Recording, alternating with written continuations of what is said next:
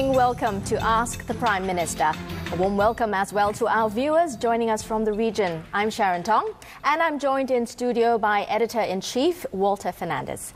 Tonight, we have Singapore's Prime Minister Lee to answer the questions you've sent in via Facebook, Twitter, Instagram and so on, and also at the video booths we set up in your neighbourhood. We've grouped your questions into three broad themes: governance, forging a new social compact and the future of Singapore. So let's kick off the discussion on the first theme of the changing face of governance. We asked you to vote between two questions, and the winning question, which garnered 2/3 of the votes, was: the government has announced several strategic policy shifts. What went wrong? Why are you making these changes now? So, PM, what do you think? Was it a case that the old policies did not work? What went wrong? The world changed. Singapore changed. And our policies have to change with them. It didn't happen yesterday. It's been happening gradually over the last decade more. And our policies, in fact, have gradually been adjusting. We introduced workfare. We introduced more subsidies for housing. We introduced opportunity funds for our schools so that our children could have chances to enjoy enrichment programs. And every time we had a budget hong pao, we gave a bit more to the old folks for MediSave, for MediShield, for healthcare. But these were individual items. And as the world changed further and as our needs grew, I discussed it with our colleagues and we decided we need a clear signal that we're heading in a different direction. This is a change of course. And that's why this year in the rally, I made the change the theme and highlighted how we are going down a different fork in the road and heading in a new direction. So I think the world changed. I think we were right when we were there where we were before, and we're right where we are now. You're talking about significant changes to the way social policies are going to be run. And this obviously is going to cost the government a fair bit. Yes. Who is going to pay for this and how are you going to ensure that these groups pay for this? Well, ultimately, the government doesn't have money which is from heaven or from our own sources. The government's money really is people's money. And eventually all the money has to come from taxes or some other revenues from COEs or maid levies or whatever. So that is one of the reasons why we have to think very carefully before we decide to move to start new social programs to spend more. But as we've made the calculations, I think what we are announced we want to do, we can afford to do. But it can't all be out of government coffers from the finance minister writing a check. I think individuals still have a responsibility and they ought to pay some part of it. And the community also ought to take some responsibility for helping to make things happen and helping to support the projects. It's a very difficult problem to solve. You take MediShield Life, for example. We've made it universal. Who's going to pay? Well, premiums have to go up, so individuals have to pay. The government will subsidize for the low-income groups, particularly for the older ones who were in the pioneer generation. We're going to have a special package for them. So the government will put some of it up. But the individual also has to do its part, and I'm sure the BWOs will have their own programs. Now, what happens when somebody doesn't pay? Exactly. In the old days, up to now, if you don't pay your MediShield premiums, well, you drop out from MediShield. You lose the benefits, and you're not covered. But now we are making MediShield Life universal. Everybody is covered. You cannot drop out. So if you don't pay, then your benefits will effectively have to be funded by all the rest of us who have not defaulted. And I don't think that is fair. So not paying becomes a serious matter, and then we will have to find ways to encourage people very hard to pay their premiums. Do you have an idea what these ways are to get people to take collective responsibility? Well, social pressure is part of it. The rules are part of it. Schemes to help make it convenient for people to pay and to meet their obligations is another part of it. We're discussing it amongst the officials, but really this is not just the officials. It's also how the community, what attitude the community takes towards this. Whether they think it's okay, well, he didn't pay, that's fine. Or whether if you don't pay, there's a certain amount of social disapproval. And people can they will express that you're not carrying your burden, you're really free riding. And I think that is a very important attitude which we must develop as a community. With this greater investment in social policies and social help for the community, do you fear at some point in time we're going to be left with a society that's increasingly reliant on government intervention? That is a risk. That is a risk which every country which goes this route takes, and some of them have managed it better than others. You have seen many countries in Europe where welfare has gone overboard and very generous schemes, and eventually not affordable is one problem. Country goes bankrupt, but also it saps the will of the people. You become dependent on it. And even people who are working hard rely on these schemes in order to make ends meet. And then when you want to unwind, it's very hard. You've seen countries which have reformed, which have straightened out their systems. Britain under Margaret Thatcher, they pulled back. America, even under Bill Clinton, who was a Democrat, he rationalized welfare in a big way. The Germans, after they reunited West and East Germany, under a socialist government, Gerhard Schroeder, they made many reforms in a quiet sort of way, but made themselves competitive again, which is why they are the strongest economy in Europe today. So you can avoid it, but you have to be very careful. And how do you plan to make sure that we don't go down the same path as many of these countries? Well, my government is going to try very hard, not just making the right policies, but persuading people what is needed and where we should pause and think carefully and not rush forward headlong.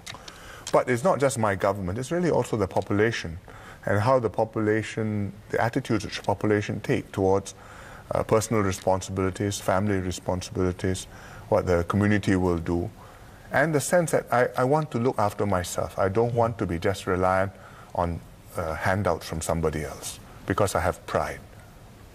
I think the older generation was very much grown up like that, and we hope the young generation will be too. Yeah, I mean, you were talking about changing attitudes, and we have actually another question on social media, and possibly you could use social media to change these attitudes. This other question that we had came from a Lim Zi Wen, asking if governing has become much harder than before, and whether the pervasiveness of social media has made it difficult to canvass support for your policies. I think governing has become harder than before. Social media is part of the reason. Because people are communicating rapidly. Before, while I'm making a speech, people are tweeting one another and sharing pictures and comments. And that's the way it is. It's not just my speech. A football game is like that. Some entertainment event is like that. It's part of the experience, which makes it a more intense experience. Faster moving, more interesting. But at the same time, maybe faster than we're able to cope until you come to a decision before really you've had time to think it over, pause, digest it, and then reach a considered conclusion. So Michael Bloomberg, who's mayor of New York, very successful businessman before that, he was in Singapore a couple of years ago, and he said in Singapore that, you know, with the social media, you're having a 24/7 referendum. Every move you make is judged instantly, pass, fail, up, down. Is like the Singapore Idol. The news went back to America. He made this comment at lunchtime. By evening, it had gone viral in America. There was a reaction.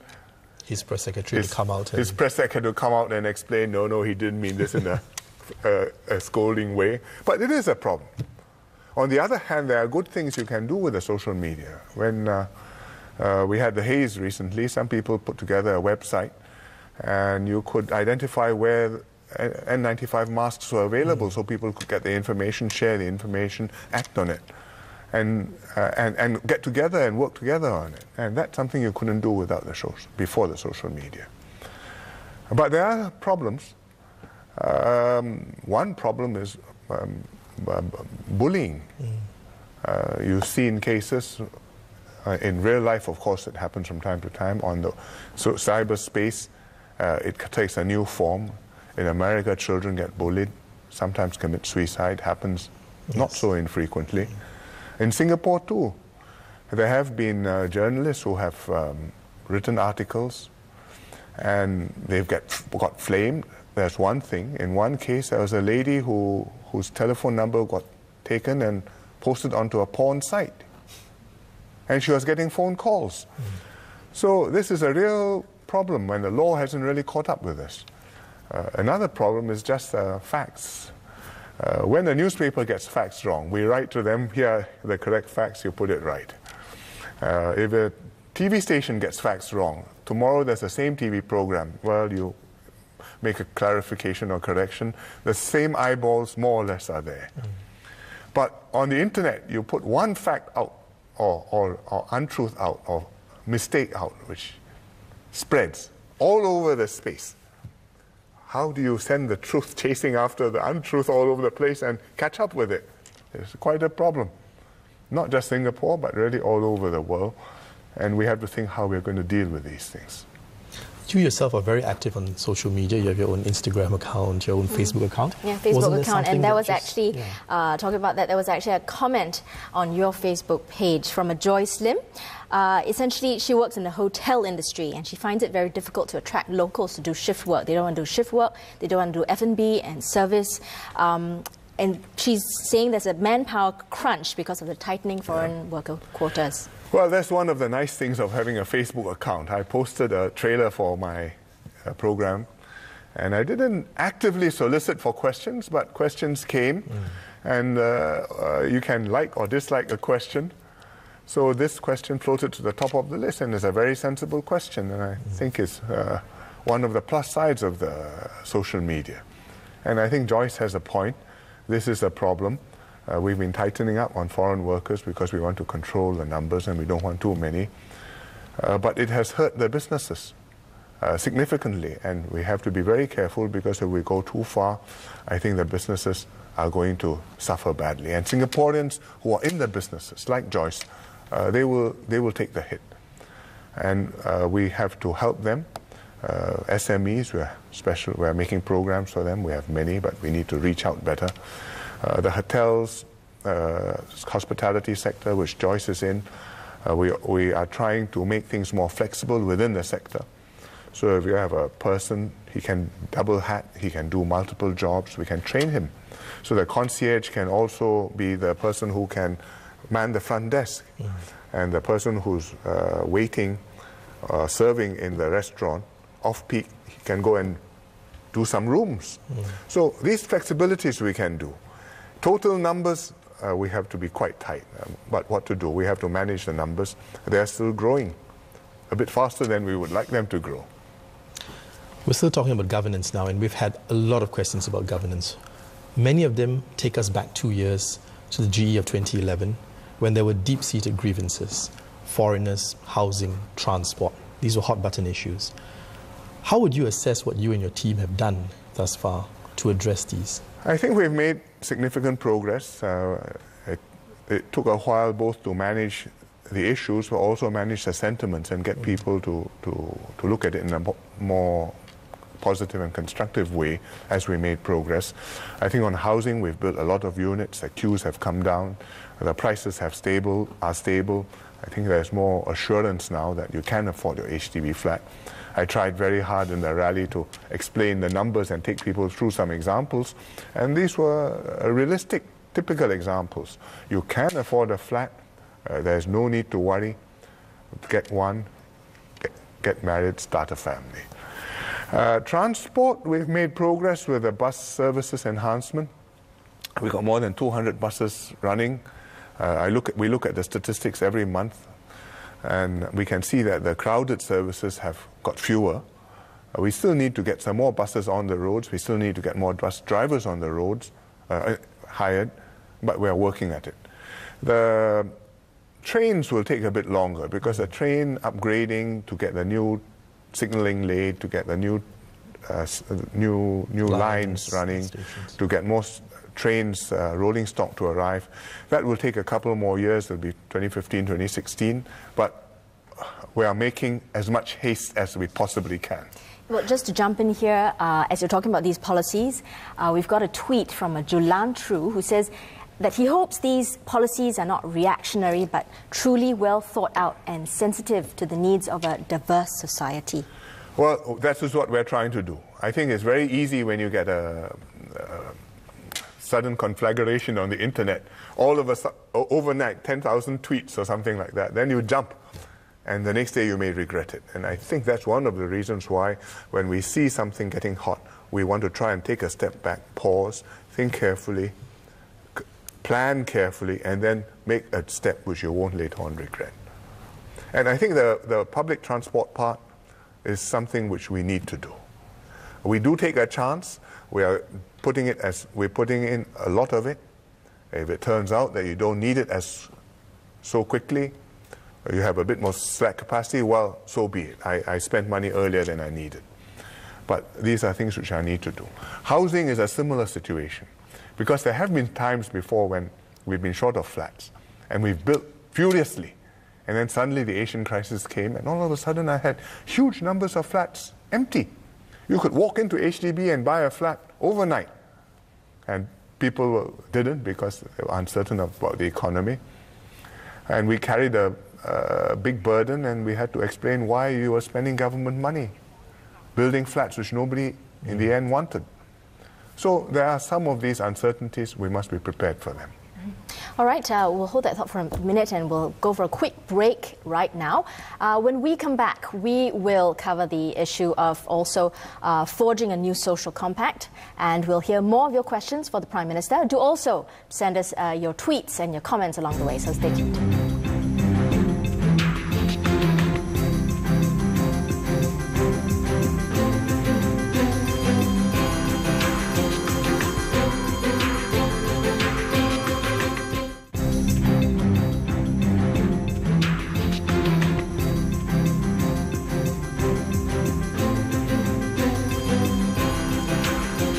Welcome back to Ask the Prime Minister. We're discussing the questions you submitted to us, questions which you want to ask the Prime Minister. We've moved now to the theme of forging a new social compact. Now, Singapore's social compact used to be defined by the need for survival. Well, times have changed, and a consensus on what the new social compact should encompass has to be reached. Let me now bring in our winning poll question. We again asked you two, and the one that garnered 2/3 of the votes from Kevin Tong. He sent a text message asking if there is one attitude of Singaporeans that you could change, what would it be and how would you change it? I think I'll choose two. The first attitude is to not ask the government to solve all the problems. I think there's a certain mindset in Singapore. Every time a problem comes up, the immediate question is, what is the government going to do about it? And including, what is the government going to do about this mindset? And I think that, yes, the government has to be on top of the game and be thinking ahead, solving problems. But when issues come up, we really would like people to take the attitude, what can I do about it? What can we do together about it? How can we solve this problem and do something and make a difference in our own lives? I think that's a more resilient, more sturdy approach which will see us through the long term. So that's one thing I'd like to change. And the other thing I'd like to change is to have our people look out more. We are very preoccupied with our own problems in our day-to-day lives, and that's very important. But we also have to know what's happening in the world around us. Good things, bad things, challenges, opportunities, ways we should be grateful, ways we should learn we can do better. Big things happen in the world. Sometimes we pay not much attention. There's a very major terrorist attack in Nairobi in Kenya. 60 over people died. The terrorists came, the latest reports, including some Western terrorists, American citizens, British citizens. It didn't make it to the front page of any of our newspapers. What is on the front page? Ceiling fell down at a shopping center for several days in a row. Ceilings are important, but I think we need to look out to the rest of the world because they impact on our lives in a huge way. And it's not thousands of miles away, it's on our doorstep really. And we need to have that external orientation, that openness to track what's happening and to adjust and to be psychologically ready to deal with things as they happen and before they happen. Well, I mean, I would say, talking about the changing attitudes of Singaporeans, people in my generation and possibly after have been brought up on sort of a diet of perfection to some extent. Things go like clockwork for us. We obtain things pretty easily. I worry for my children. I worry they lack the drive. I worry they feel that things come to them too easily. Every generation worries about the next. I worry about my children. I think one day they will worry about theirs. I hope I'm wrong in my worries, but, well, we try our best to guide them the right way. I think that they are probably in some ways better adapted to the world they are going to live in than we are, because we are digital immigrants. We grew up before the internet, before social media. We didn't grow up with headphones in our ears, walking around looking down at the screen. But that's what the kids do. They do it while they're studying, they do it while they're socializing, they chat with one another. Instead of talking to one another, they type to one another. But it's natural for them. And the way the world is going, well, you need these skills. And I think in Singapore, these kids will have the skills. But some things haven't changed in the world. We're still a small country. We're still in Southeast Asia. It's still a dangerous world. And you still must learn about human beings and how to make your way through life. And I hope that the new generation will have those strengths and those values and those instincts too. But do you think that the basic values, though, of Singapore has changed? It depends what you define as basic. If you say a sense of identity that has strengthened, willingness to work hard, yes, but people also talk about work-life balance. Willingness to sacrifice your own individual concerns to a broader national priority. I think if you compare with the previous generation, there's probably less sense of that. So when an issue comes up, there's less willingness to say, well, this one I lose, but what to do is for the national good. There's much more desire to say, this one hurts me, how can you take care of me if you want to do this? And, well, it's a different generation. I think attitudes have changed over the years. Okay, well, actually, there is a perception from a question we got. Actually, the second most voted question is the perception that the government is too focused on the young, the future, the policies are too skewed towards them. But they're saying the population is aging, and should we not divert more resources to care for the old? Incidentally, we also received a video via our video booth from an Oh Boon Ling, who has the same kind of question. We will view the video before you answer the question. Okay, let's have a look. My question is whether the government can consider an incentive to employees to engage staff who are from 65 to 70 years old and who are healthy and want to continue working so that they can contribute to the national income. I think that is a very pertinent question. Do you look after the young or do you look after the old? We have to do both, but we have to maintain a balance.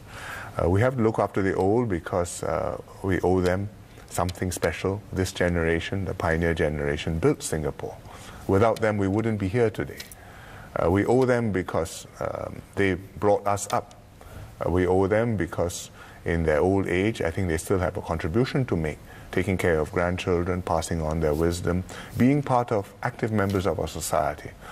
And that's why we have been working on the Pioneer Generation Package. That's why we've been building up healthcare, a lot of which for old people. That's why we have been encouraging employers to hire older workers, including people up to 65 or beyond 65, because really that's one of the best ways to help older people, to let them stay active, to work, to stay in circulation and contributing members of society, not just sitting back and drawing pension or in retirement. So we do have to look after the old people, and it's a matter of our moral duty. But at the same time, we should look after the young ones. And not just look after the young ones, but invest in young people and prepare them for tomorrow. Because our deepest responsibility in Singapore is to the future of Singapore. And if we want to make Singapore succeed in the future, our young people have to prepare for that. Which means education, which means training, which means developing in them the values, the attitudes which will help them to succeed as a society, help them to stay together as a society, and build a nation with them. I'd like to just, jump in and just read to you a nice tweet that we got from Joshua, who says that politics nowadays is about perception, about being populist. But as a visiting politician said, being the government is about doing what is right for the nation and not about being re-elected. And the government does need feedback along the way. We're glad you are listening and glad that doing right for Singapore is what you're concerned about. I don't think politics today is about perception and about just appearing good. I think politics has to be about serious things, and the quote could have been from a visiting politician. It could easily have been from any PAP minister. Because that is what we have been saying, that you must do the right thing, you must have conviction in what you're doing. But one point where I disagree with the quote, at the end of the day, you also must make sure that you win the next election. Because if you can't win the election, then you can't do any good for the people. Pierre made two very good points about winning the election and also investing in our young. What underpins this entire social compact has to be the trust between the electorate and the government. You have said before that there have been mistakes made, no perfect 20/20 hindsight, things could have been done differently.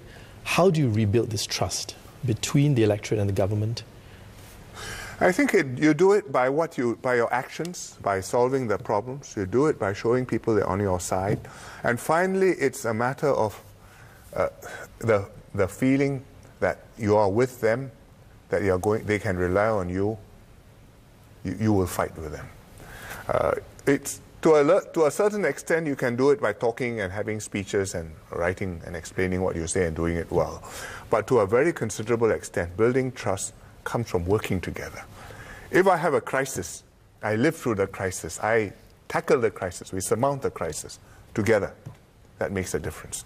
The haze comes, we're able to react. We are able to have masks distributed. The poor and infirm catered for, the kids in school looked after, and you can respond promptly and deal with that. I think confidence rises. So it comes really from what you do and not just from what you say. And what you do together is critical. Do you think we'd ever take that relationship beyond the transactional nature, where there is a certain expectation that if I do this, the government will take care of me? I think there will always have to be an element of mutual obligation, that this is my part, this is my duty, what I ought to do as a citizen, and that's what you are expected to do as a government. I think that's necessary. But at the same time, there also has to be a mutual confidence that we know that this leadership is competent, has integrity, and has commitment. And it will act in my best interest. And the leaders must also have the confidence that this is a population which has what it takes, which will work together and can work with the government. Then you've got two hands, then you can clap. But do you personally feel that there is a lack of trust? Well, I think we can always do better. I think there's disappointment that problems haven't been solved yet, but we're working at the problems. If you ask me where we stand compared to any other society, I think trust levels in Singapore are very high. Trust in the government, trust in one another, trust in law and order. This is a society where people can rely on the system and they know that the system works. So whatever the disappointment, I think that's a basic level which we must maintain and we must build on that. PM, in a lot of the discussions about social compact, one phrase kept coming up, both in the discussions in the newsroom as well as the questions that were being put to us: work-life balance. Yeah. And nowadays we even have students, they haven't even entered the workforce yet, and they're talking about the need for a work-life balance. Do you think Singaporeans understand the trade-offs that are involved in what they're asking for? Are they prepared to make sacrifices for that balanced lifestyle? And realistically, can a small economy like ours ever take the foot off the pedal? Well, actually, there is a tweet actually that supports what Walter just said from T. Hao, who says he feels that the mentality among the youth is a problem. He says the attitude is not there, it's not large, capacity is not big enough. I would not write off young people. I think there are a lot of very hardworking young people and very altruistic young people who do a lot of good work beyond themselves. But I do think that work-life balance has become a tag phrase, popular, very popular. I think they call it a meme on the internet. And you're not quite sure what it means, except that you would like to have a bit more free time and a bit less stress and pressure in life, which is quite understandable. But I don't think that we are very clear exactly what we want or exactly what the trade-offs are. Because in fact, you must be, if you just decided to relax, I don't have to be the best, I can be number 3 on the list, that's good enough. You won't stay number 3 on the list. I mean, very soon you will go heading down. You must keep on trying to climb. You may not reach the top, but I'm trying to get there. And if you look around you, if you look at other countries, Vietnam, China, even in India, these are people who they are not talking about work-life balance. They are hungry, anxious, about to steal your lunch. So I think I better guard my lunch. Even in education, I mean, talking about how stressful life can be, there are a lot of tweets here talking about what school being very stressful, and also a question on what extent removing banding will, in secondary schools actually change people's mindsets about schools. Mindsets are difficult to change. Rules and systems, we will do our best to adapt and make them more functional. So where they are no longer working optimally, like the PSLE grading, well, we have to find some way to change it, and MOE, we are going to change it to grades rather than to the T-score. But the mindset to want to work hard, whether you're in China, whether you're in Taiwan, whether you're in Korea, in Japan, everywhere I go, I see tuition centers, I see advertisements that say, so many of my students got into Tokyo University or got into Beijing University. And please sign up one-on-one tuition. And next door there are another 3 tuition centers. So the tuition centers are under pressure too. And in Singapore too. And I think we ought to take it in a little bit more relaxed way. But I know how parents feel. And I think it takes time to change these attitudes. Not easy. Yes, I agree. Being a parent, I totally agree. But we'll hold the thought and do a quick break now. So do keep your tweets and comments coming. Our discussion continues after this with a look ahead at the future of Singapore. Stay with us.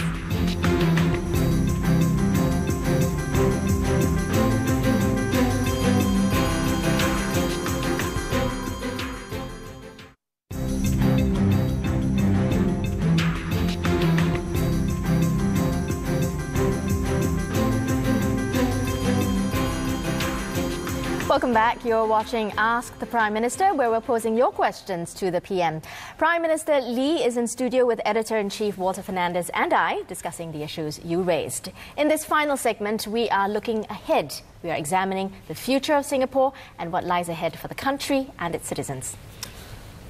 In the poll that we took, one of the most popular questions was this perception about your cabinet and the fact that the people who are joining your cabinet are coming from the same few places. Top flyers from the civil service, the military. How are you going to ensure a diversity of experience, a diversity of views within cabinet? Well, we have a significant number of people come into government from the public sector due to political leadership. SAF from the civil service, many of my colleagues. But at the same time, we've tried very hard to bring in people from the private sector. And I have some key members of the cabinet. Hsien, who was a doctor, Shanmugam, who was a lawyer, Iswaran, he was in the government, but he went out to the private sector, he came back in, Indrani, another lawyer. I think that we need a balance of people from government who have had experience in the administration, but also from the private sector, experience how the economy works, and put them together.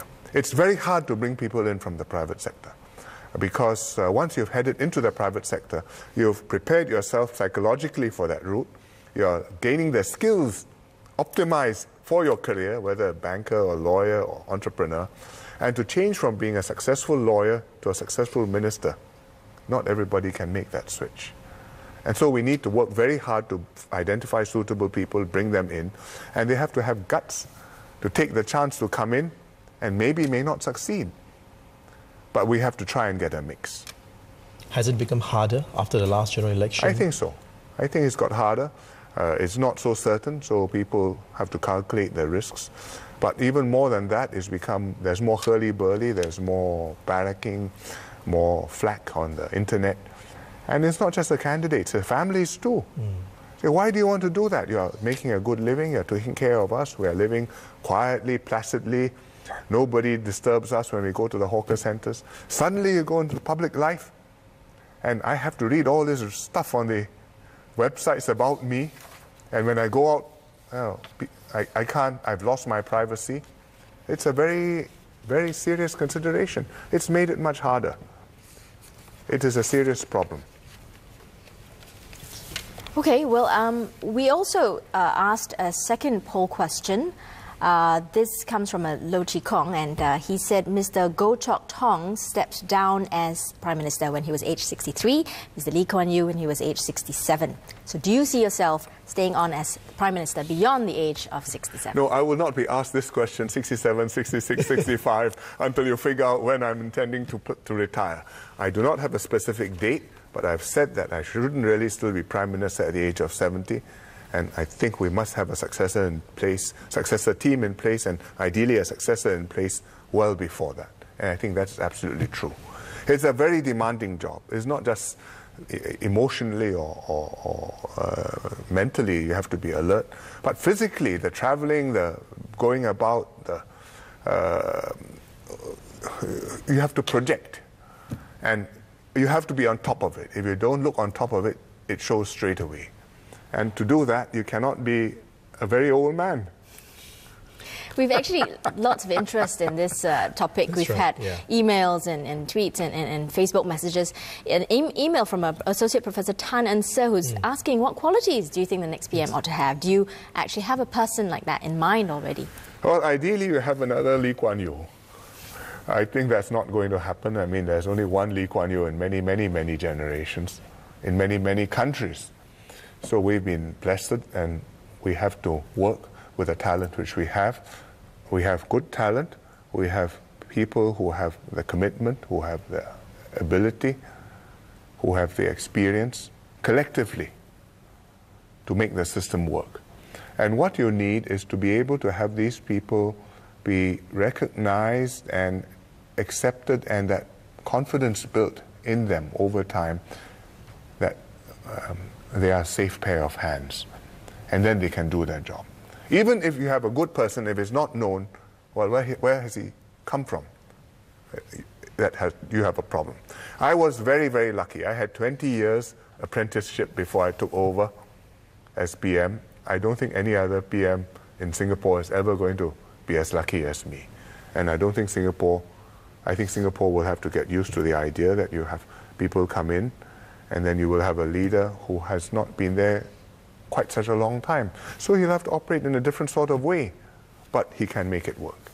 Do you expect that the premiership is going to be a shorter term moving forward as well, at a tighter cycle? We are focused on getting a successor team. I don't decide who it is. They will have to decide amongst themselves who will be their leader. And then the public will have, Singaporean voters will have to decide whether they want this team to be their government. In previous transitions, I think that's the first and most important priority. Prime Minister, in the previous transitions, the next generation leadership has always been quite clear, waiting in the wings. Some say this is less apparent right now. Have you assembled the core or the fourth generation of leadership? Well, I've brought in a significant number of good people this last two elections. The most recent term, we've got Heng Swee Keat, we've got Chan Chun Sing, we've got Lawrence, Tan Chuan Jin, I've got Sim Ann, whom we've just promoted MOS. We've got Desmond, whom I've just brought in. I'm bringing in Loh Yan Ling. I've brought in some people from the backbenchers. I think they are a good team. They've learned well. They've been plunged into a very deep end, very cold water. But they've worked very hard. They've learned fast. It still takes a while for people to completely learn about them and develop that familiarity and rapport with them. But their hearts in the right place, and I think they are shaping up. And around that team, we will have to build, and we will build the successors. I hope next election I'll be able to reinforce the team further. We're working at that. How many more elections? I think that was a question that Hillary Teo posted on Facebook. How many more elections do you think before you have that entire...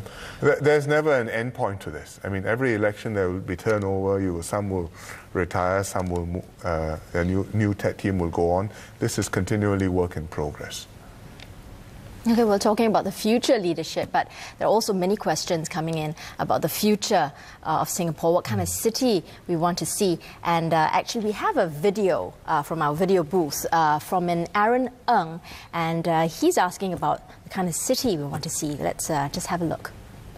Would it be a city of just buildings of every shape and size, or would it be a city that belongs to everyone but no one at the same time? So, PM, what kind of city do you... Well, obviously, it can't be a city just of buildings. It has to be a city with spirit, with life, with vitality, with identity, and with pride.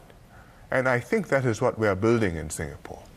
I mean, when people come to Singapore, it's not just that they find the streets clean and trees green and the city nicely laid out and you've got Marina Bay, but it's the spirit of the people, how you work together, how you take care of the place, how you carry yourself with pride. I talked about Changi Airport in the rally. What makes it special? It's not just a tower. It's the way it works. You arrive, you know you have arrived. The customs, the immigration, the baggage handlers, the taxi drivers, everything clicks and everybody works with the next team. And that's what makes Changi unique and not so easy to replicate. But as with Changi, so too with our economy, so too with our government, so too with our whole society. It needs to be like that. People have to feel that this is ours. We will do something about it. It's not just the governments. This is Singaporeans. We are Singaporeans. We take pride in the city. So what's the next chapter for the Singapore story then? I mean, can we still build an equitable nation but yet be exceptional as well? You need to be both. I think if it's an inequitable nation, if there's a sense of social injustice, you will not be exceptional. I think being exceptional is essential because if you're ordinary, you're nobody. A city of 3 million people in it, dozens of such cities in Asia. Most of them you won't remember the names of. But Singapore, there's only one Singapore. And that is why Singaporeans enjoy not just a pride in their status in the world, but quality of life, jobs, opportunities, connections. Wherever you go, you're welcome, you're looked up to. And I think we always need to be that. But at the same time, it has to be a place where it will be a place where everybody has opportunities, where if you work hard, you can move up, where you may be poor, but you're not ashamed of your background, because it is what you are doing and what you're contributing which makes a difference. And I see no reason why we can't do that. We have the opportunities, we have the base. I think we have the society which is like that, where people can talk to one another and you, whatever rank you are, they will talk to you and they say, Mr. Lee, let me tell you this. And you don't scrape, you don't bow. There must be courtesy and respect mutually, but a sense of equality and an egalitarian spirit. Sorry, again, we've got some tweets coming in. Also from a Joshua, he says, can Singapore afford to slow down our pace of growth and competition?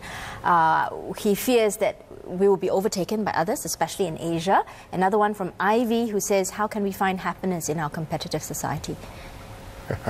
I think you find happiness in achievement. And competing, pressure, an appropriate amount of pressure, I think is a positive thing. If you're completely without pressure, you just sit back and relax. A holiday is good. 1 week, 2 weeks, the third week, or what are you doing with your life? So I don't think pressure in itself is a bad thing. Maintaining it at a sustainable pace and keeping on that achievement. I'm doing something meaningful. I want to do something. I'm getting up tomorrow out of bed. So many things which I'd like to do next. I think that's the attitude which you like people to have. What you've sketched out for us, is that your vision of a global city and what Singapore is aspiring to be? I think that's an important aspect of the ethos of Singapore, that you're always looking towards tomorrow, you're always trying to build, and we can be one of the best places in the world to live and to work and to play. And let's keep on maintaining that and improving on that. At the same time, we must have a sense of who we are, where we came from. We are not just a city in the middle of nowhere. You know, it can be in the South Pacific, you can be in the Caribbean, you can be in the Atlantic Ocean, and you're still Singapore. It's not so. We are here, Southeast Asia. We had a history. Our forefathers came here, they built this place. We took over the responsibility from them, and we are taking care of it and trying to carry it forward so that when our children take over the responsibility from us, they can build on it further. And you must have that sense of continuity. Where you came from, where are you going to? Then you know who you are and what you want to do in life. Okay, well, we have just enough time for one last thought. Walter, anything? Yeah, I mean, you talked about where we've been and where we're going to. I think let's take ourselves 2 years ahead to 2015, when Singapore celebrates 50 years of independence. It's a time when the nation is obviously going to be in a celebratory mode. And what I really want to know is, what have we learned from that first 50 years? Looking at other countries who have reached that milestone, do we have reason to celebrate? Do we have a certain sense of confidence in our future? I think we will have ample reason to celebrate, but I don't think we should stop at celebration. It's not just fireworks and parties. I think we should give Thanksgiving. 50 years, we've had a successful half-century of tremendous achievement. I think there must be a spirit of commitment, dedication of ourselves to the next phase, and a resolution that I want to take this further. 50 years is not a long time in the history of a nation, but at the beginning of the nation, 50 years is a long way to go. And if you look at other countries which have made this journey, I think you find it a very interesting comparison. You look at China, 5,000 years of history, but modern China, starting with the People's Republic in 1949, 50 years was 1999. And in that 50 years, they had had a very tough time. Grown enormously, but they had had ups and downs. They had a great leap forward. It failed. It had the Cultural Revolution, tremendous upheaval. They've had great sacrifices and turmoil. And by 1999, they had had another 15, 20 years of reform and opening up under Deng Xiaoping, set on the path of growth. But enormous turmoil and difficulties on the way before they found themselves onto the right path. And then they were able to grow 1999 till now. They've transformed again. You take Israel, another country with 4,000 or 5,000 years of history from the Bible, but modern Israel, 1948, they became a country. In war, 1998, 50 years. They celebrated it in a very pensive mood. They'd fought 4 wars, they had survived, they were a nation.